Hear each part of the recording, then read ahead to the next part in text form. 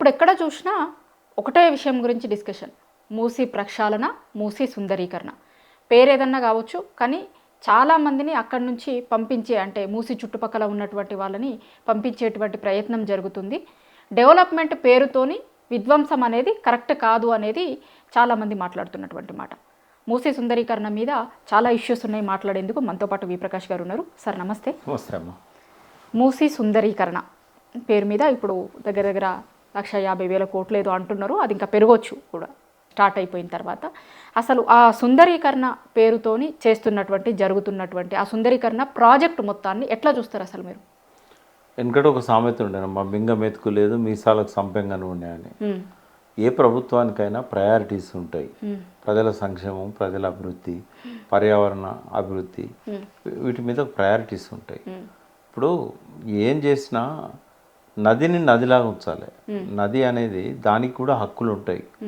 ఇప్పుడు మేము చాలాసార్లు ఇక్కడ నేషనల్ కన్వెన్షన్స్ పెట్టాం, రాజేందర్ సింగ్ లాంటి వాళ్ళని పిలిచి. నేను ఒకటే చెప్పాను, నేను ఇచ్చిన స్లోగన్ అది, we have to become the voice to the voiceless reverse. నోరు లేని నదులకు మనమే నోరు అయిదాము అని. ఇప్పుడు నది అని అంటే రెండు ఓట్ల మధ్యలో ఉండేదే నది కాదు. ఆ నది మీద ఆధారపడ్డ పర్యావరణము, జీవావరణము, అంటే మనం బయోడైవర్సిటీ అంటాం. నది మన ఇంజనీరింగ్ శాస్త్రాలు కానీ, మొదటి నుంచి ఉన్న ఇంజనీరింగ్ సైన్స్ కానీ, మన ప్రభుత్వాలు అంటే ఏ ప్రభుత్వాలైనా ఈ ఎట్లా ఎక్స్ప్లాయిట్ చేయాలనేది ఆలోచించినాయి. నదులను ఎట్లా ఎక్స్ప్లాయిట్ చేయాలి, ఆ వనరులను ఎట్లా ఉపయోగించుకోవాలి. కానీ వనరుల పునర్జీవనం గురించి ఎప్పుడు ఆలోచించలేదు. కొంత కేసీఆర్ గారు ఆలోచించారు. అంటే పర్యావరణం పెంచడానికి హరితహారం ఏదైతే టేకప్ చేశారో దానివల్ల నదుల పర్యావరణం పెరుగుతుంది. ఆయన ఒక్కడు తప్ప ఇంకా ఎవ్వరు కూడా ఈ నదుల గురించి ఆలోచించలేదు. ఆయన ప్రతి నది గురించి ఆలోచించాడు. దానివల్ల ఇలా వర్షపాతం పెరిగింది, టెంపరేచర్ తగ్గింది, 285 కోట్ల మొక్కలు సర్వైవ్ అయినాయి. 85% వాళ్ళు పెట్టిన దానిలో. ఎవరిని అడిగినా, ఏ ఫారెస్ట్ వాచ్మెన్ దగ్గర నుంచి కన్జర్వేటర్గా రిటైర్ అయిన వాళ్ళని అడిగినా, CCFని అడిగినా కూడా మొత్తం స్వాతంత్రం వచ్చిన కాంచి ఈ చెట్లను నరకకుండా చెట్లను కాపాడే విధంగా ప్రయత్నం చేసిన ఒకే ఒక్క ప్రభుత్వం కేసీఆర్ ప్రభుత్వం అని చెప్తారు. యాక్చువల్గా నదికి ఏం కావాలి? నదికి ఏంటంటే ఫస్ట్ బౌండరీస్ కావాలి. ఇప్పుడు మన ఇంటికి బౌండరీస్ ఉంటాయి, ప్రభుత్వ కార్యాలయాలకు బౌండరీస్ ఉంటాయి, రోడ్డుకు బౌండరీ ఉంటుంది, నాలాకు కూడా బౌండరీ ఉంటుంది. కానీ ఏం పాపం చేసినాయి నదులు? వాటికి బౌండరీస్ ఉండొద్దా? నాకు తెలిసి భారతదేశంలో మొట్టమొదటిసారి ఒక బౌండరీ నదికి ఇవ్వాలని చెప్పి, అది కూడా హైదరాబాద్ నగరంలో 55 కిలోమీటర్లు మూసీకే ఆ ప్రయత్నం జరిగింది. అది కేటీఆర్ గారు చేశారు. అంటే నేను వాళ్ళని పొగుడుతున్నాను కాదు, they are deserved for appreciation. నేను అడుగుతున్నా చాలామంది పర్యావరణవేత్తల్ని, భారతదేశంలో 600లకు పైన నదులు ఉన్నాయి, అంటే గుర్తించగలిగేటి ట్రిబ్యూటరీస్ కావచ్చు, 14 పెద్ద నదులు ఉన్నాయి. మరి ఏ నదికైనా బౌండరీస్ ఉన్నాయా? ఫారెస్ట్ డిపార్ట్మెంట్ కూడా బౌండరీ ఉంటుంది, రిజర్వ్ ఫారెస్ట్ ఉంటుంది. వాళ్ళు అడుగు కూడా పెట్టనియారు, ట్రెంచెస్ తీస్తారు ఎవరు లోపల పోకుండా, పశువులు కూడా లోపల పోకుండా. మరి ఎందుకు? ఏం పాపం చేసింది నది?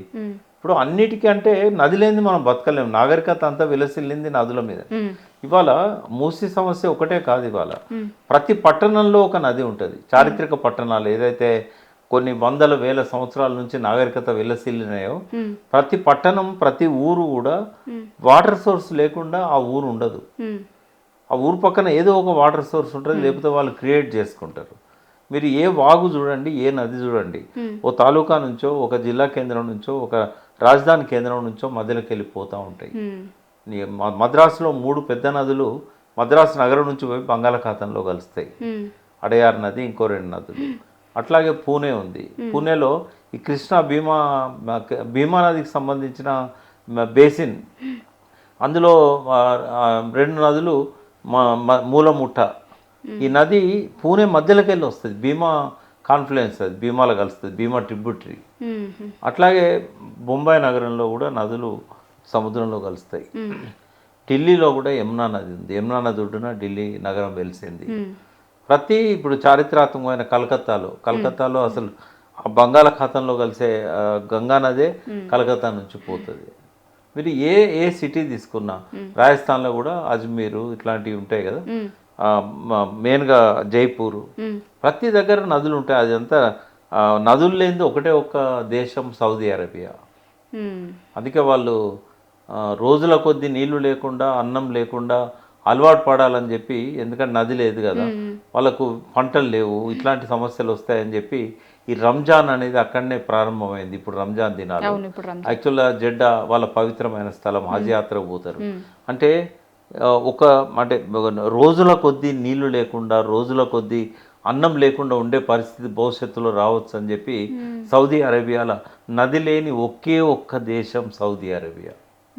ప్రతి దేశంలో నదులు ఉన్నాయి, ప్రతి రాష్ట్రంలో నదులు ఉన్నాయి. ఈ నదులన్నీ నగరాల మధ్యలో నుంచే పోతాయి. మరి ఎవ్వరికీ లేని ఈ తాపత్రయము ఎందుకు రేవంత్ రెడ్డికి ఎందుకమ్మా సుందరీకరణ గురించి? ఇప్పుడు ఫస్ట్ మూసీ నదిని దీన్ని ప్రక్షాళన చేయాలని భావించింది కేసీఆర్. తెలంగాణ రాష్ట్ర సమితి మేనిఫెస్టో డ్రాఫ్టింగ్ కమిటీలో నేను కూడా ఒక సభ్యుని. దానికి అధ్యక్షుడు ఉన్న వ్యక్తి వాళ్ళ కడెం సేర్ కాంగ్రెస్లో ఉన్నాడు. అలా రాసినాం మేము మూసీ నది ప్రక్షాళన గురించి. దాన్ని ఐజిటీజ్గా కేసీఆర్ గారు ఇంప్లిమెంట్ చేయాలని చూశారు. అప్పుడు ఏ సమస్య వచ్చింది? బౌండరీ ఎంతవరకు. కేటీఆర్ గారు దాన్ని అన్ని డిపార్ట్మెంట్లను పిలిచి బౌండరీస్ ఎవరు ఫిక్స్ చేయాలి? రెవెన్యూ ఇన్వాల్వ్మెంట్ ఉంటుంది, మున్సిపల్ ఇన్వాల్వ్మెంట్ ఉంటుంది, ఇరిగేషన్ ఇన్వాల్వ్మెంట్ ఉంటుంది. ముందు బౌండరీ ఫిక్స్ చేయండి అన్నాడు. అయితే బౌండరీస్ ఫిక్స్ చేసే నాటికి బఫర్ జోన్ ఎక్కడ ఉంది, ఎక్కడి నుంచి బఫర్ జోన్ క్యాలిక్యులేట్ చేయాలి, ఇవేవి కూడా లేనట్టే కదా. అంతకుముందు వెనకట ఎప్పుడో 9 మీటర్లు బఫర్ జోన్ పెట్టారు. అది జనరల్గా ఎక్కడైతే నది ఉందో అక్కడ నుంచి 9 మీటర్లు. మరి దీని బౌండరీ ఇక్కడ వరకా, లేకుంటే గత 15-20 ఏళ్లలో కానీ, లేకుంటే 100 సంవత్సరాల్లో కానీ వరదల వల్ల ఇదేమన్నా ఎక్స్పాండ్ అయిందా?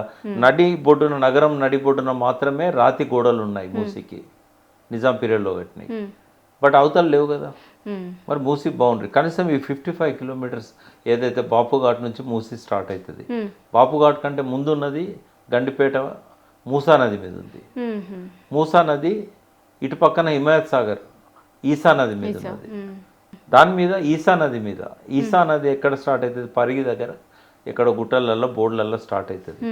మూసా నది అనంతగిరి కొండల్లో స్టార్ట్ అవుతుంది. ఈ రెండు కలిసి బాపుఘాట్ దగ్గర కలుస్తాయి. ఇవి రెండు కాన్ఫ్లుయెన్స్లో కలవడానికి 9 కిలోమీటర్ల పైన అక్కడ హిమాయత్ సాగర్ బ్యారేజ్ డ్యామ్ కట్టారు. డ్యామే అంటారు దాన్ని. ఇక్కడ గండిపేట మీద ఉస్మాన్ సాగర్ డ్యామ్ కట్టారు. అయితే ఆ రెండు రిజర్వాయర్లు కూడా రెండు ప్రయోజనాల కోసం. ఒకటి, ఆ రోజుల్లో జనాభా 4 లక్షల మంది. 4 లక్షల మంది మంచినీటి అవసరాలు తీర్చాలంటే అప్పుడు ఉన్నాయి రెండే చెరువులు, ఒకటి ఉస్మాన్ సాగర్, ఒకటి మీరాలం ట్యాంక్.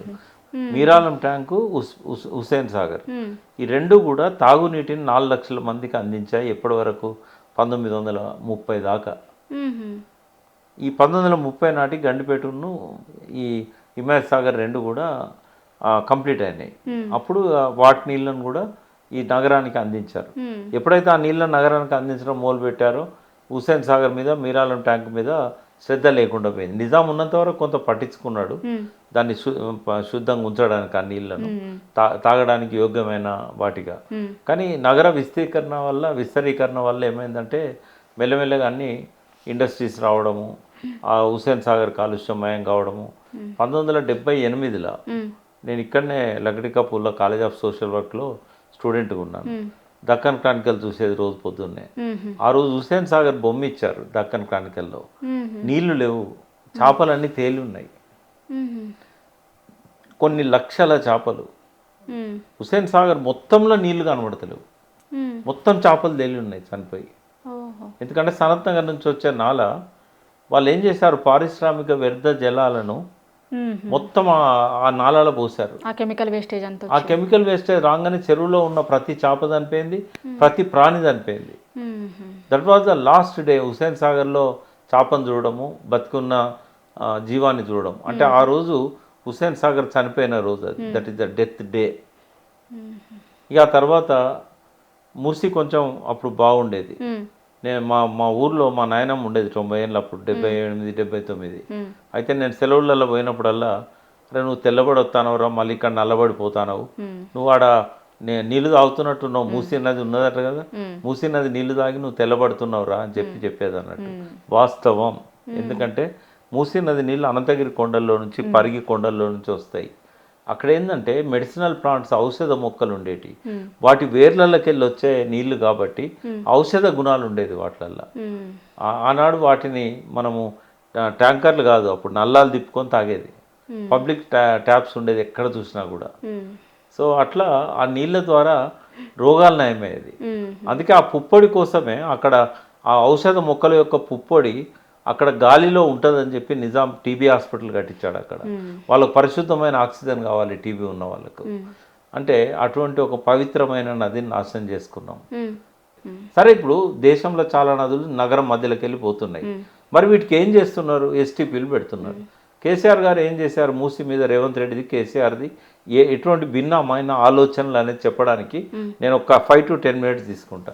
ఇవాళ కేసీఆర్ గారు ఏం చేశారు? ఫస్ట్ నదికి బౌండరీస్ క్రియేట్ చేసుకొని ఈ నది బౌండరీస్ మధ్యలో కాలుష్యం లేకుండా చేయాలి. అంటే ఇప్పుడు ఎక్కడి నుంచి వస్తుంది కాలుష్యం? ఒక 58 నాలాలు ఉన్నాయి మొత్తం కాలుష్యం తీసుకొచ్చేటి. ఈ ప్రతి నాలాను ఐడెంటిఫై చేశారు, బౌండరీస్ని ఐడెంటిఫై చేశారు. ఈ కాలుష్యాన్ని నదిలోకి తీసుకొచ్చే ఈ నాలాలు హైదరాబాద్ సిటీలో 55 కిలోమీటర్ల పరిధిలో కిలోమీటర్కి ఒక్కటి చొప్పు ఉన్నాయినా యావరేజ్ ఉన్నాయి. వీటి మీద ఎస్టీపీలు పెట్టాలి. ఎస్టీపీలు పెట్టి ఆ నీటిని శుద్ధి చేయాలి. ఆ శుద్ధి చేసిన నీరు నదిలోకి వదలాలి. అయితే ఈనాటికి అందుబాటులో ఉన్న టెక్నాలజీ ఒక ఎస్టీపీలే. అక్కడక్కడ పర్యావరణవేత్తలు బయోటెక్నాలజీస్తోని కొన్ని రకాల బయో ప్రోడక్ట్స్ వల్ల ఈ ఎస్టీపీ అవసరం లేకుండా కూడా వాళ్ళు చేస్తున్నారు. కానీ చుట్టూ విస్తరించిన చెరువులు, కుంటలు అన్నీ పొల్యూట్ అయిపోయినాయి. ఒక్కొక్క నాలాకు ఒక 10 కుంటలు 10 చెరువుల నుంచి మురుగునీరు వస్తున్నది. మరి ఇంత పెద్ద క్వాంటిటీలో మురుగునీరు వస్తున్నప్పుడు ఇప్పుడు స్టోరేజ్లో నీళ్ళు ఉంటే దాన్ని శుద్ధి చేయవచ్చు, బయో రెమెడియల్ మెజర్స్. మరి ఫ్లోటింగ్ వాటర్ని ఎట్లా చేస్తారు? ఒక పక్క తీస్తా అంటే ఒక పక్క వస్తూనే ఉంటుంది. అందుకని ఎస్టీపీస్ ప్లాన్ చేశారు. 31 ఎస్టీపీలు కేసీఆర్ గారి పీరియడ్లో నిర్మాణం మొదలైనవి. ఒక్క రోజు మీటింగ్లో జివో తీసుకొచ్చి అడ్మినిస్ట్రేటివ్ శాంక్షన్ ఇచ్చారు. 3,600 కోట్లు. వారి బడ్జెట్ ఎంత ఉండే? 16,000 కోట్లు. రేవంత్ రెడ్డిదేమో 1,50,000 కోట్లు. కేసీఆర్ది 16,000 కోట్లే. అది అమికబుల్, అంటే సాధ్యం అయ్యేది ప్రభుత్వానికి. ఎందుకంటే సంవత్సరానికి ఒక 1,000-2,000 కోట్లు 3,000 కోట్లు పెట్టినా కూడా ఒక 5 ఏళ్లలో ఆ ప్రాజెక్ట్ అయిపోయేది. అయితే అంతులేని కథ లేదు దాని వెనకాల. సింపుల్ ఏంటంటే మూసీలో మళ్ళీ మురుగునీరు స్థానంలో మంచినీరు ప్రవహించాలి. ఇవాళ అత్యంత పెద్ద ఎస్టీపీ నాగోల్లో పెట్టారు. మొన్న కేటీఆర్ కూడా దర్శించి వచ్చాడు. అది one of the best and high quantity STP. అది దాదాపు ఒక 980 ఏమో MLDs, million gallons per day. అయితే అటువంటి ఒక పెద్ద ఎస్టీపీని నాగోల్లో పెట్టించారు. ఇది ఒక సక్సెస్ఫుల్ మోడల్. ఉన్నంతలో దాన్ని కనుక కరెక్ట్గా మంచిగా ఫంక్షన్ చేయిస్తే, సరే వాళ్ళకున్న శ్రద్ధ తర్వాత వచ్చిన కాంగ్రెస్కి ఉండకపోవచ్చు. అది దానికి తాళమేయచ్చు. ఎందుకంటే పెన్షన్ ఇవ్వడానికే డబ్బులు లేవు, కరెంట్ బిల్లులు కట్టడానికి ఎక్కంటది. ఇది కొంచెం శ్రమతో కూడుకున్నదే కాక ఖర్చుతో కూడుకున్నది. ఎవ్రీడే దాని మీద ఇది ఉండాలి. రెండవది ఏంటంటే పవర్ బిల్స్ ఎక్కువ వస్తూ ఉంటాయి, అదంతా పవర్తోనే నడుస్తూ ఉంటుంది. కాబట్టి ఇది చేయలేక దానికి తాళాలు ఎత్తారు. లేకుంటే ఏదో మెకానికల్ డిఫెక్ట్ వచ్చిందని చెప్పి కరెంట్ బిల్ తప్పించుకోవడానికి వదిలేస్తారు దాన్ని. ఇప్పుడు మూసి ప్రక్షాళన అంటే ఇప్పుడు వీళ్ళు చేస్తామని అంటున్నారు. గతంలో అంటే ఇది మొదటిది ఏం కాదు, వేరే రాష్ట్రాల్లో కూడా సబర్మతిది కావచ్చు, గంగాది కావచ్చు, ఇవన్నీ ప్రక్షాళనలు చేస్తాము అని అన్నారు కదా. అవి ఎంతవరకు సక్సెస్ అయినాయి? ఇప్పుడు ప్రపంచంలో ఫస్ట్ థేమ్స్ రివరు, అట్లనే ఈజిప్ట్లో ఇంకా కొన్ని దేశాలలో ప్రక్షాళన కార్యక్రమం మొదలు పెట్టారు. బట్ ఎక్కడ కూడా 100% సక్సెస్ అయింది లేదు. మనం థేమ్స్ ఎగ్జాంపుల్ తీసుకుంటాం. థేమ్స్లో చాలా వరకు ఏంటంటే డ్రైనేజీని డైవర్ట్ చేశారు, ఆ నదిని నదిలాగా నీటి ప్రవాహం వచ్చేటట్టు చేశారు. కానీ జీరో పొల్యూషన్ అంటే కాదు. అందులో కూడా అందులో తిరిగినాను నేను థేమ్స్ నదిలో. బట్ అంత స్వచ్ఛంగా నీరేం కనబడదు. ఇప్పుడు జేబులోకి వెళ్ళి రూపాయి బిల్లు వేస్తే మన కంటికి కనబడే అంత స్వచ్ఛంగానైతే ఏం లేదు.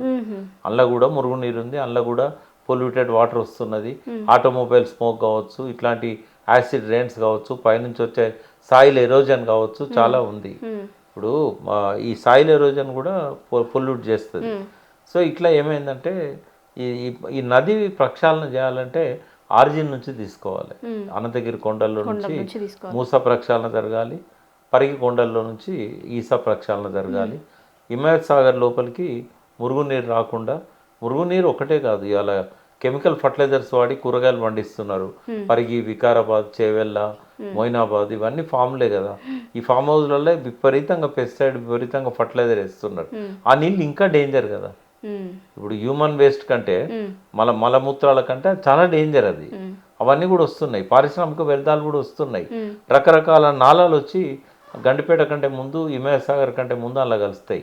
వాటిల్లో కూడా ఈ కెమికల్ వేస్ట్ అంతా కలుపుకుంటారు. తర్వాత బాపుఘాట్ కింద కూడా చాలా రకాల కెమికల్ వేస్ట్ కలుపుతున్నారు.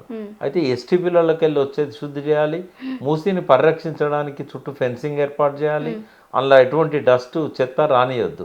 అయితే ఇటువంటి ప్రయత్నాలు సాబర్మతిలో కానీ యమునా, ఢిల్లీ మధ్యలో యమునా ఉంటుంది కాబట్టి అక్కడ కూడా కొంత ఎఫర్ట్ జరిగింది. బట్ ఇవన్నీ కూడా ఏమైనాయంటే ఫ్యూటైల్ ఎఫర్ట్స్, అంటే వృధా ప్రయత్నాలు అయినాయి, అన్నీ విఫలమైనాయి. ఒక్క సాబర్మతి కేస్ స్టడీ తీసుకుందాం. సాబర్మతిలో పెట్టిన ఎస్టీపీలు చాలా వరకు పనిచేయట్లేదు, చాలా వరకు డిఫంక్ట్ అయినాయి, చాలా వరకు కొత్త నాళాలు వచ్చి కలిసినాయి. మోడీ ప్రతిష్టాత్మకంగా 2002 నుంచి 2014 దాకా ఆయన ముఖ్యమంత్రిగా ఉన్న పీరియడ్లోనే దాన్ని నిర్మించాడు. దానిలో కట్టిన రిక్రియేషన్ జోన్ అంతా ఫెయిల్ అయింది. పార్కింగ్ స్థలాలు ఎవరికైతే వేలమేసి ఇచ్చారో వాళ్ళు రద్దు చేసుకున్నారు, మాకు వద్దు, మాకు ఎవరు వస్తలేరు అని. ఎందుకంటే మురుగునీరే ప్రవహిస్తుంది, అందులో ప్రయాణం చేయాలంటే ఎవరు బోట్ షికారు చేయట్లేదు, వాడు లాస్ అయిపోయాడు, బోట్లకు టెండర్ వేసినోడు. పక్కన కట్టిన పార్కులకి ఎవరు వస్తలేరు వాసనకి. తర్వాత ఓన్లీ ఆ అటల్ బ్రిడ్జ్ అని కట్టారు, ఆ అటల్ బ్రిడ్జ్ మాత్రం కలర్ లైట్లతోని నది మీద రాత్రిపూట కలర్ఫుల్ కనబడుతుంది కాబట్టి పైకి ఎక్కుతున్నారు, ఆ వాసనకు మళ్ళీ దిగిపోతున్నారు. ఆ పక్కపంటి సిటీ ఉంటుంది కాబట్టి ఆనుకునే సిటీ ఉంటుంది మళ్ళాగా మూసేలాగా. ఆ పక్కన ఏంటంటే కొన్ని రిక్రియేషన్ జోన్స్ ఉన్నాయి, అందులో ఆడుకోవడానికో లేకుంటే పార్కులకో కొద్దిమంది వచ్చి ఛాయలు తాగి జ్యూసులు తాగి కాసేపు ఉండిపోతారు. అది కూడా అక్కడ వాళ్ళు ఎవరు పోరు, మనలాంటి ఇక్కడ నుంచి పోయిన వాళ్ళకే అది ఒక అట్రాక్షన్. అది పార్కింగ్ ప్లేస్లు అన్నీ ఖాళీగానే ఉన్నాయి. అది ఒక failure example, Yamuna failure example. Ganga ప్రక్షాళన కింద 20,000 కోట్లు ఇదివరకే ఖర్చు పెట్టారు, ఇంకో 30,000 కోట్లు ఇప్పుడు ఖర్చు పెడుతున్నారు. వాళ్ళు ఎక్కడెక్కడైతే గంగా 14 రాష్ట్రాలకి వెళ్ళిపోతుంది, ఎన్నో సిటీలకి వెళ్ళిపోతుంది, అన్నీ కూడా ఫెయిల్యూర్ ఎగ్జాంపుల్స్. మీరు ఏ సిటీలో చూసినా కూడా ప్రక్షాళన పేరుతో జరిగిందంతా కూడా కమిషన్ల వేట తప్ప ఏం లేదు. ఏది కట్టినా కమిషన్లు వస్తాయి, ఆ కట్టింది ప్రజలకు ఉపయోగపడదు, అది ప్రియారిటీ కాకూడదు. కనీసం మురుగునీరు శుద్ధి చేయాలన్నా కూడా వీళ్ళతో అయితలేదు. మీరు చెప్పినట్టు దాంట్లోకి మురుగునీరు రాకుండా లేకపోతే కెమికల్ వేస్టేజ్ రాకుండా ఇవన్నీ చేయకుండా ప్రక్షాళన ఒకటి చేస్తామని అంటే మీరు చెప్పినట్టు మొదలు నుంచి కూడా మొదలు పెట్టకుండా కేవలం ఈ మధ్యలో ఉన్న పార్ట్నే ప్రక్షాళన చేయడం వల్ల ప్రయోజనం ఏముంటుంది? ఏముండదు, వాళ్ళకి జేబులు నిండుతాయి అంతే. ఇప్పుడు కేసీఆర్ గారి ప్లాన్ ఎట్లుండే అంటే అనంతగిరి దగ్గర నుంచి అటు పరిగి దగ్గర నుంచి కూడా ఈ ఫర్టిలైజర్ వేస్ట్, పెస్టిసైడ్ వేస్ట్, తర్వాత చాలా రిసార్ట్స్ వచ్చినాయి, చాలా మంది జీవోను ఉల్లంఘించి 111 ఉల్లంఘించి ఇల్లు కట్టుకున్నారు. ఈ దాని నుంచి టాయిలెట్ వేస్ట్ వస్తున్నది. హైదరాబాద్ నగరకు మనం అటువంటి నీళ్ళు తాగియొద్దు కాబట్టి దానికి సపరేట్ నాలా తీసి ఆ నీళ్లు మూసిలో కలవకుండా వాటన్నిటిని కూడా శుద్ధి చేసి ఎస్టీపీల ద్వారా వ్యవసాయానికి ఇద్దాం. ఎందుకంటే ఆ ప్రాంతంలో కాలువలు లేవు, ప్రాజెక్టులు లేవు, ప్రాణహిత చెవెళ్ళ కూడా డీలింక్ అయింది. ఇప్పుడు అక్కడ నుంచి పాలమూరు రంగారెడ్డిని లింక్ చేసి అది నీళ్ళు వచ్చినా కూడా ఈ పై భాగానికి వచ్చేటట్లు లేవని చెప్పి ఈ ఇంట్లో జనరేట్ అయ్యే వాటర్ని మనము అగ్రికల్చర్కి ఇద్దాము. గండిపేట హిమాయత్ సాగర్కి ఏమో మనం పైనుంచి గోదావరి నీళ్ళని ఇక్కడికి పంపింగ్ చేద్దాం. పంపింగ్ అక్కడ కొండపోచమ్మ దగ్గర నుంచి గ్రావిటీతో కూడా వస్తాయి. తర్వాత కెమికల్ వాటర్ రాకుండా ఆపాలి. హ్యూమన్ వేస్ట్ అంటే ఎట్లా ఆపలేము, దానివల్ల పెద్ద నష్టం లేదు అని చెప్పి హిమాయత్ సాగర్ గండిపేటలో కూడా మనం పంపింగ్ చేసైనా కూడా అక్కడ సిటీ నగర ప్రజల దహార్తి కోసం ఒక మంజీరా 2-3 ఫేజెస్ ఉన్న మంజీరా నీళ్ళన్నీ మెదక్కు వ్యవసాయానికి ఇవ్వాలని అనుకున్నారు. అట్లాగే కృష్ణ 4 పేజెస్ ఏదైతే ఉన్నదో ఫేజ్ 1, ఫేజ్ 2, ఫేజ్ 3 ఇప్పుడు నడుస్తున్నాయి. కృష్ణా నుంచి నాగార్జున సాగర్ నుంచి వస్తున్న నీళ్లు అవన్నీ కూడా మంచినీటి కోసం ఇద్దాం. తర్వాత మంజీరా సంగారెడ్డి దగ్గర కట్టిన పాత మంజీరా తాగునీటి పథకం ఉంది కదా, కొంత అవసరమైనప్పుడు దాన్ని ఉపయోగించుకుందాం అని చెప్పి ఇటు కృష్ణా ఇటు గోదావరి నుంచి ఎల్లంపల్లి నుంచి తీసుకుంటున్నారు. ఇవన్నీ కలిపినా కూడా మనకు సరిపోతలేవు. హిమాయత్ సాగర్ అండ్ గండిపేట కూడా గోదావరి నీళ్ళతో నింపాలి. ఇప్పుడున్న గోదావరి మంచినీటి ప్రాజెక్ట్ కాకుండా అడిషనల్గా ఇప్పుడు ఎల్లంపల్లి నుంచి వచ్చేటి సరిపోతలేవు అని హైదరాబాద్ తాగునీటి అవసరాలు, పారిశ్రామిక అవసరాలు, ఈ గార్డెనింగ్కు వీటన్నిటికి కూడా చేయాలనేది ఒక మంచి ప్లాన్ చేశాడు ఆయన. చేశాడు 111 జీవోలో కొన్ని మార్పులు సూచించాడు. Lung space create చేయాలనుకున్నాడు. 111 జీవోని తీసేసి మళ్ళీ ఒక ఓల్డ్ సిటీ లాంటి కాంక్రీట్ జంగల్ని చేయాలని కేసీఆర్ అనుకోలే. సోమేష్ కుమార్ గారితో కమిటీ వేశారు. ఆ కమిటీ రిపోర్ట్ ఇచ్చే లోపలనే గవర్నమెంట్ పోయింది. రేవంత్ రెడ్డి ఆ ఫైల్ పక్కకు పెట్టేశాడు. ఇష్టం వచ్చినట్టు ఆక్రమణలు, రెగ్యులరైజేషన్లు జరిగిపోతూ ఉన్నాయి. అయితే ఆ హిమాయత్ సాగర్ గండిపేట నీళ్లను మనం ప్రక్షాళన చేసి ఈ నీళ్ళతో నింపినట్టయితే మూసికి ఒక పునర్జీవం వస్తుంది. ఈ 58 నాలాలు ఏవైతే ఉన్నాయో అన్నిటి మీద ఎస్టీపీలు చేయాలని చెప్పి కేంద్ర ప్రభుత్వానికి కూడా పంపించారు ప్రతిపాదనలు. ఇప్పుడు అమృత్ స్కీమ్లో 39 ఎస్టీపీలు పెట్టాలని బడ్జెట్ వస్తున్నది అని అంటే అది కేసీఆర్ గారు పంపించిన ప్రణాళికలో భాగం. 16,000 కోట్లతోని ఈ ఎస్టీపీలు అన్ని కంప్లీట్ చేసి ఈ మురుగునీటిని శుద్ధి చేసి ఆ మూసిని ముందు కాపాడుకుందాం. ఇక బస్తీ వాసుల గురించి ఏం చేశారంటే పాత బఫర్ జోన్ 9 మీటర్సే ఉండే, కొత్త బఫర్ జోన్ వాల్టా యాక్ట్ 2002లో వచ్చింది చంద్రబాబు ఉన్నప్పుడు. ఈ వాల్టా యాక్ట్ ఏదైతే ఉన్నదో దాన్ని పెంచుకుంటూ పోయింది. ఎవరి అనుమతులు లేదు, పబ్లిక్ ఒపీనియన్ లేదు, రియాలిటీ లేదు, అక్కడ పోయి విజిట్ చేసింది లేదు, బస్తీలను చూసింది లేదు. ఏసీ రూమ్లలో కూర్చొని ఎక్కడ ఈపీటీఆర్ఏలో తయారు చేశారు గోపాల్ గారు, అప్పుడు ఎంజి గోపాల్ ఐఏఎస్ ఆఫీసర్ ఆధ్వర్యంలో. నేను కూడా మీటింగ్కి పోయినాను. అక్కడ లోపల కూర్చొని మూసీకి 50 మీటర్లు బఫర్ జోన్ అని పెట్టేసింది. 9 మీటర్లని 50 మీటర్లకు మార్చింది చంద్రబాబు గవర్నమెంట్. తర్వాత పర్మిషన్ గవర్నమెంట్ అనేది కాదు, ఈ మధుర్ రిడ్జ్ ఇట్లాంటి వాటికి అన్నిటికీ పర్మిషన్లు ఇచ్చింది వైఎస్ఆర్ గవర్నమెంట్, కాంగ్రెస్ ప్రభుత్వం, 2 కాంగ్రెస్ ప్రభుత్వం, అదివరకు టీడీపీ ప్రభుత్వం. అంటే బఫర్ జోన్ అనేది ఎన్ని మీటర్లు అనేది ఎవరెవరు చేశారనేది తీయాలి చరిత్ర. బట్ 9 మీటర్లు ఉన్నదని ఇప్పుడు 100 మీటర్ల దాకా పోయింది. అయితే కేసీఆర్ గారు ఏం చేశారు, 50 మీటర్ల లోపు ఎంతమంది ఉంటారని లెక్కేశారు. 8,600 ఎంతో వచ్చినాయి. వచ్చినప్పుడు ఏమనుకున్నారంటే ఇప్పుడే వీళ్ళని ముట్టుకోవద్దు, మనం ఇండ్లు కట్టిద్దాం మొదలు. అయితే ఆయన ప్లాన్ ఏముండే, రేస్ కోర్సును మీరు తీసుకొని మాకు వేరే కాడ బయట పెద్ద ఎత్తున జాగియండి అని ఈ రేస్ కోర్స్ అధ్యక్షులే లెటర్ పెట్టారు. అది చాలా పెద్ద ఏరియా కదా రేస్ కోర్స్, గుర్రాలు తిరిగేది. మూసి ఆనుకొని ఉంటుంది. అక్కడ ఇల్లు కట్టించి ఇచ్చినట్టయితే, డిగ్నిటీ హౌసెస్ కట్టించి ఇస్తే వీళ్ళంతా హ్యాపీగా షిఫ్ట్ అవుతారు అక్కడికి. అందుకని వాళ్ళని కన్విన్స్ చేసి మనం ముందు ఇల్లు కట్టించి వాళ్ళకు కొంత డబ్బు ఇచ్చి షిఫ్ట్ చేద్దామని వాళ్ళకు ఉండే. వీళ్ళు అట్లా కాకుండా రాత్రి డోజర్లను పంపి అందరిని షిఫ్ట్ చేసి ఎక్కడెక్కడనో ఇల్లు ఇస్తే వాళ్ళు ఎక్కడ పోతారమ్మా? ఇప్పుడు దూరం ఇచ్చారు, ఎక్కడ జవహర్ నగర్, అటు షామీర్పేట దగ్గర ఎక్కడనో ఇస్తే వీళ్ళంతా డ్రైవర్లు, బాసన్లు తోమేటోళ్ళు, ఇళ్ళలో పనిచేసేటోళ్ళు, కుక్కులు, ఇట్లాంటి వాళ్ళు ఉంటారు.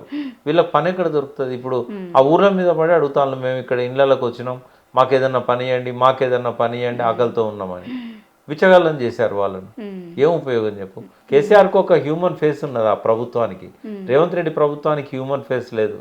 అందుకే ఇష్టం వచ్చినట్టుగా వాళ్ళను ఎవాక్యుయేట్ చేసి, ఇప్పుడు సాబర్మతిలో మోడీ గారు 25 ఏళ్ల కింద ఎవాక్యుయేట్ చేసిన ఫ్యామిలీలకు ఈ రోజు వరకు వాళ్ళకు పునరావాసం కల్పించడంలో చాలా వరకు విఫలమయ్యారు. ఇప్పటికీ ఆ సమస్య అట్లే నాంతా ఉంది. మోడీ కంటే గొప్పోడా రేవంత్ రెడ్డి? ఎట్లా చేస్తాడమ్మా? ఇంకోటి ఏంటంటే, ఎందుకు వాళ్ళని ఎవాక్యుయేట్ చేయాలి? ఎప్పుడో 1988లో మూసీకి వరదలు వచ్చినప్పుడు 4.5 లక్షల క్యూసెక్లు వచ్చినాయి. అంటే 4 లక్షల క్యూసెక్లు అంటే 40 టీఎంసీల వాటర్ ఒక రాత్రే వచ్చింది. అప్పుడు హిమాయత్ సాగర్ లేదు, గండిపేట లేదు. భారీ వర్షాలు పైన కురిసినాయి, వందలాది చెరువులు అలుగుబడ్డాయి, రాత్రి అలుగుబడ్డాయి. కాబట్టి అది ఒక ఎక్సెప్షన్.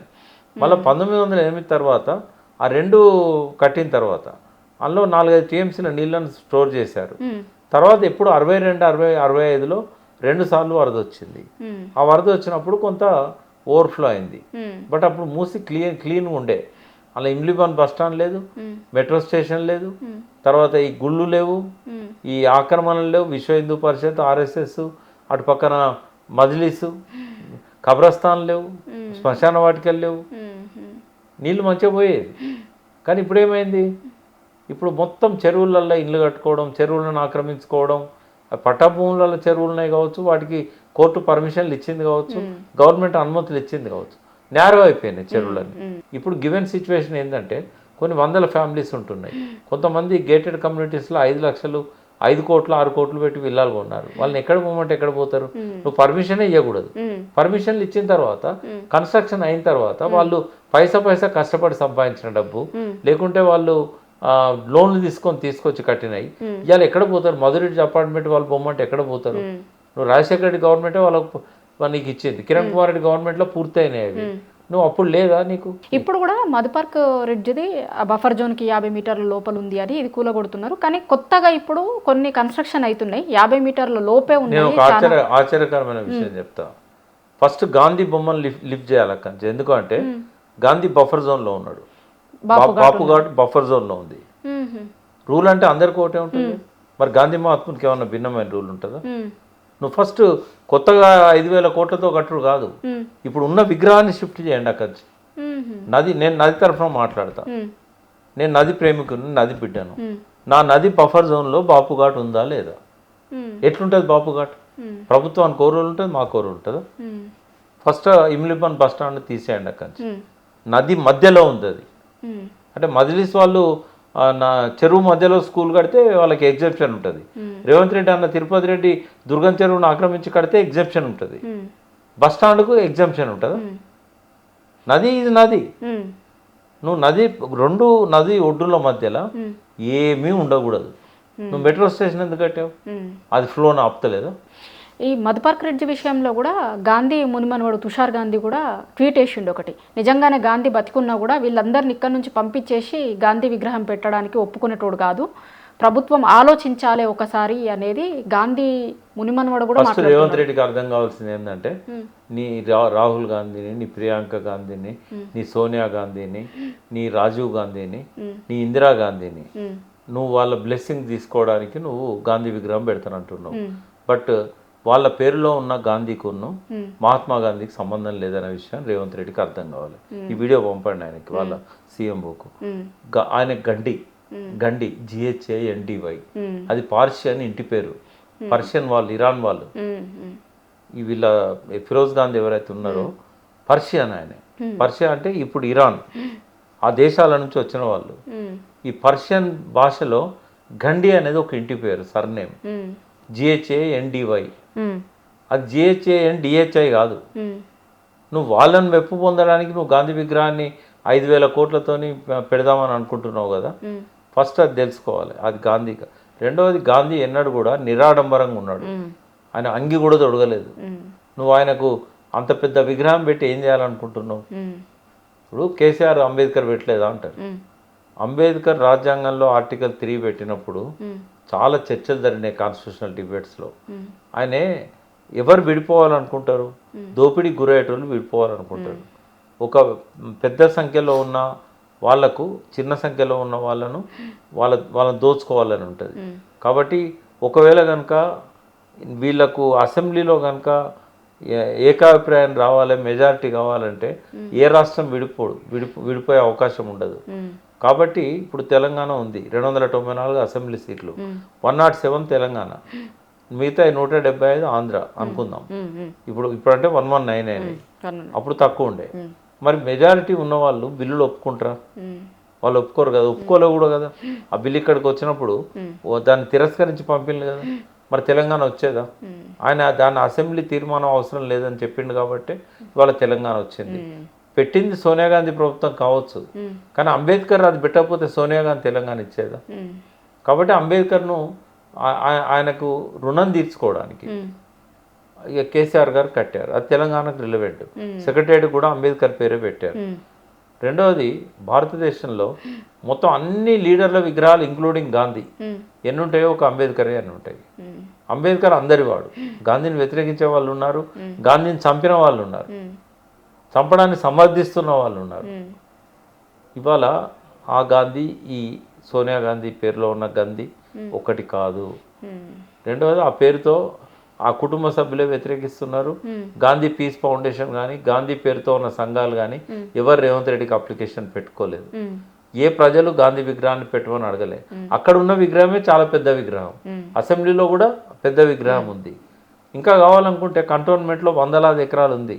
మోడీ దగ్గర పోయి రిక్వెస్ట్ చేసి గాంధీ విగ్రహం పెట్టుకోవడానికి మాకు స్థలం ఇవ్వండి అంటే ఇస్తాడు. నువ్వు 100 ఎకరాల పార్కు పెట్టు, ఇక్కడ పోయి మధు రిడ్జ్ కూల్చుకొని కట్టాల్సిన అవసరం ఏంది? ఇవన్నీ కూడా ఏంటంటే గాంధీ విగ్రహం పేరుతోనే 5,000 కోట్లల్లో 2,000 కోట్లు నొక్కేస్తారు. ఎక్కడ సందు దొరికితే అక్కడ డబ్బులు. ఎందుకంటే దేశవ్యాప్తంగా జరిగే ఎన్నికలకు కాంగ్రెస్కు నిధులు కావాలి, ఆయనకు డబ్బులు కావాలి నెక్స్ట్ ఎలక్షన్లో గెలిపించుకోవాలంటే. కాబట్టి ఏ అవకాశాన్ని వదిలిపెట్టారు. ప్రజలకు ఏం కావాలి, ప్రజలకు ఏది నిజమైన అభివృద్ధి అనేది కాదు, ఎందులో ఎంత డబ్బు వస్తుంది, ఏ పని చేస్తే ఎంత ఉంటుంది. ఇప్పుడు ఏంటంటే మన పెన్షన్లకు జీతాలు డబ్బులు ఇవ్వడానికి లేవు, ఇచ్చిన హామీని నెరవేర్చడానికి లేవు. రైతులు దస్తుంటే వాళ్ళకు కనీసం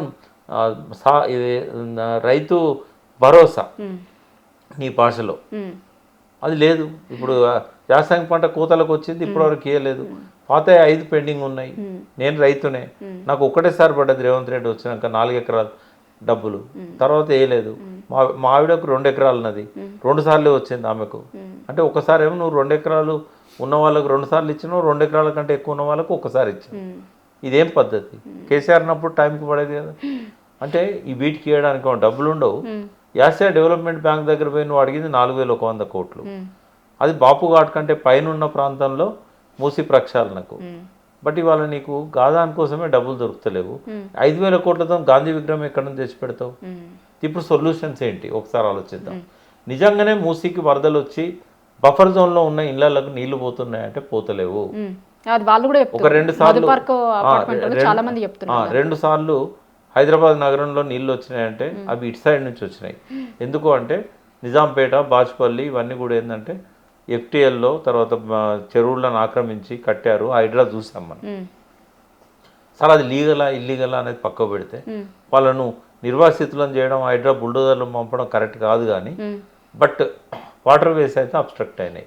వాటి వల్ల స్ట్రాటజిక్ నాలా డెవలప్మెంట్ ప్రోగ్రామ్ అని ఒక అద్భుతమైన కార్యక్రమాన్ని కేటీఆర్ గారు నిర్వహించి అనూహ్యమైన రీతిలో నీళ్ళు ఎట్లా పోవాలి మరి అని బిల్డింగ్లు అయినాయి కదా. మూసీలకు నీళ్ళు పోవాలంటే అనే రోడ్లన్నీ తీసేశాడు, కింద పెద్ద పెద్ద నాలాలు చేశాడు, వాటి మీదకి వెళ్ళి మళ్ళీ రోడ్లు వేసాడు.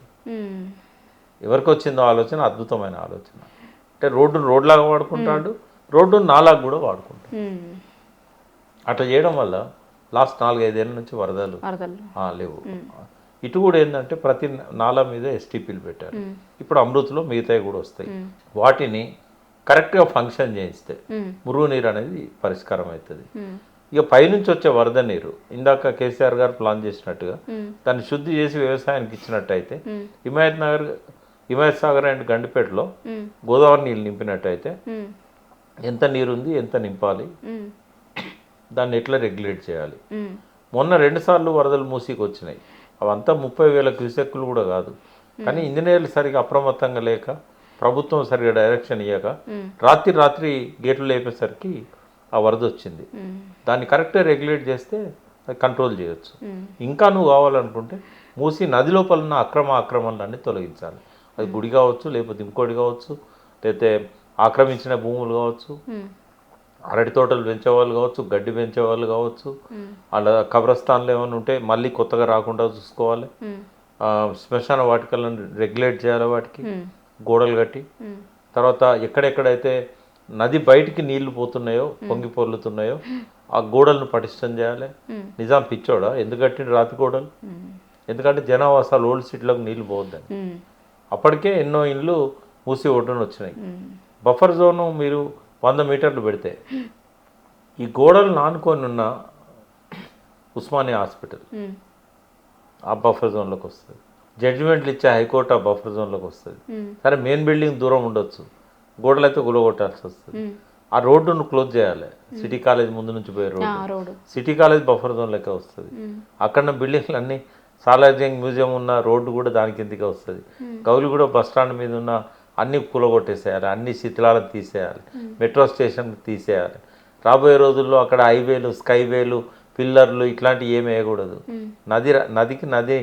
నదిని పవిత్రంగా ఉంచాలి. నదిలో కన్స్ట్రక్షన్స్, కాంక్రీట్ జంగల్ లేకుండా చూడాలి. మరి ఇవి చేయగలుగుతారు రేవంత్ రెడ్డి? వీటిని తొలగించలేనప్పుడు, ఇదే బాపుఘాటును నువ్వు తొలగించలేనప్పుడు, ఎందుకంటే బఫర్ జోన్లో ఉంది కాబట్టి, నువ్వు వీళ్ళని మధురిడ్జ్ అపార్ట్మెంట్ను ఎట్లా తీసేస్తావు? అదేవిధంగా ఇప్పుడున్న గుడిసెవాసులను వాళ్ళకు నచ్చజెప్పి ఇంతకంటే బెస్ట్ ఫ్యూచర్ ఇస్తామని చెప్పి షిఫ్ట్ చేయాల్సిందే. కానీ ఎక్కడో ఈ చంద్రబాబు పీరియడ్లోనే నందనవనం కాలనీ అని కట్టి అక్కడ షిఫ్ట్ చేస్తామంటే పోలేవాళ్ళు. తలగబెట్టిన దాన్ని ఎవరు తలగబెట్టినో తెలియదు. బట్ ఒక మానవ కోణం ప్రతి నిర్ణయంలో ఉండాలి. అది రేవంత్ రెడ్డి లోపల లోపించింది. ఇప్పుడు నిన్న ఏమంటారంటే ఈ మధు పార్క్కి సంబంధించిన అపార్ట్మెంట్ ఇది వాళ్ళని వేరే దగ్గరికి షిఫ్ట్ చేస్తాం, గవర్నమెంట్ వేరే దగ్గరికి షిఫ్ట్ చేస్తుంది, వేరే దగ్గర జాగిచ్చి పంపించేస్తాము అనేది ఏదో ఒకటి చెప్పారు. అయితే ఇక్కడ ఇంకొక ప్రశ్న ఏమొస్తుందంటే, మూసీ సుందరీకరణకి సంబంధించిన వాటిలలోనే వీళ్ళని షిఫ్ట్ చేసినప్పుడు వీళ్ళకి ఇస్తాము అంటున్నారు. మరి హైడ్రాది కావచ్చు, గతంలో వేరే దగ్గర కూల్చివేతలు జరిగినప్పుడు వాళ్ళకు ఒక న్యాయం, వీళ్ళకు ఒక న్యాయం ఎందుకు ఉంటుంది, ఎట్లుంటుంది, ప్రభుత్వం ఒకరి పట్ల ఒక లెక్క, ఇంకొకరి పట్ల ఇంకొక లెక్క ఎందుకు ఉంటుంది అనేటువంటి ఇంకొక క్వశ్చన్ కూడా వస్తుంది. అదే దీనికి ఏంటంటే ఇప్పుడు ఎవరైతే బాధితుల పక్షాన ఉన్న బీఆర్ఎస్ కావచ్చు, ఇతర పార్టీలు కావచ్చు, వీళ్ళు లీగల్ సెల్స్ పెట్టి వాళ్ళందరి పక్షాన పిటిషన్లు వేయించాలి. వాళ్ళ హైడ్రా కూల్చివేతలల్లో దాదాపు 70-80% ప్రైవేట్ భూములు అవి ఇప్పుడు నేను ఇంత భూమిని నేను స్వాధీనం చేసుకున్నా అని చెప్తున్నారు కదా, రంగనాథ్ గారితో స్టేట్మెంట్స్ ఇప్పిస్తున్నారు కదా, దీని మీద ప్రభుత్వానికి హక్కు లేదు. ఇవన్నీ ఒకప్పుడు ప్రైవేట్ భూములు, అవి కొన్న వాళ్ళకు దాని మీద హక్కు ఉంటుంది. మీరు ఇల్లు గుల్లగొట్టచ్చు, కానీ కొని కట్టుకున్నారు కదా, వాళ్ళకే రైట్స్ ఉంటాయి. 2001 కంటే ముందు చెరువులలో ఇల్లు కట్టకూడదని రూల్ లేదు. అప్పుడు ఏంటంటే ప్రైవేట్ భూములలో ఎవరైనా కట్టుకోవచ్చు. అప్పుడు కోర్టు పోయి కూడా పర్మిషన్లు తీసుకొచ్చుకొని కట్టారు చెరువులలో. నువ్వు ఇవాళ చెరువులలో నేను ఎట్లా కూలగొడతావు? ఆ చెరువులలో ఉన్న ఆ గుడిసెలు కానీ ఇల్లు కానీ పట్టా భూములలో కట్టినా ప్రభుత్వ భూములలో కట్టినా అనేది ఇంపార్టెంట్. నువ్వు ప్రభుత్వ భూములలో కట్టినా కూలగొట్టడానికి లేదు, రెగ్యులరైజ్ చేయాలని చెప్పి ఆర్డర్స్ ఉన్నాయి. బట్ ఆ వాటర్ బాడీస్ ఉన్నాయనే పేరుతో నువ్వు కూలగొడదాం అనుకుంటే కోర్టు పర్మిషన్ తీసుకొని కూలగొట్టాలి. వాళ్ళకి అవకాశం ఇవ్వాలి కోర్టు పోవడానికి. ఇదంతా ఏం చేయలేదు కాబట్టి ప్రతి కుటుంబానికి 60-70% కుటుంబాలకు నష్టపరిహారం వస్తుంది కోర్టుకు పోతే. ఈ రేవంత్ రెడ్డి బడ్జెట్ అంతా వీళ్ళకి ఇవ్వడానికే సరిపోతుంది ఈయన చేసిన తప్పులకు. Thank you sir.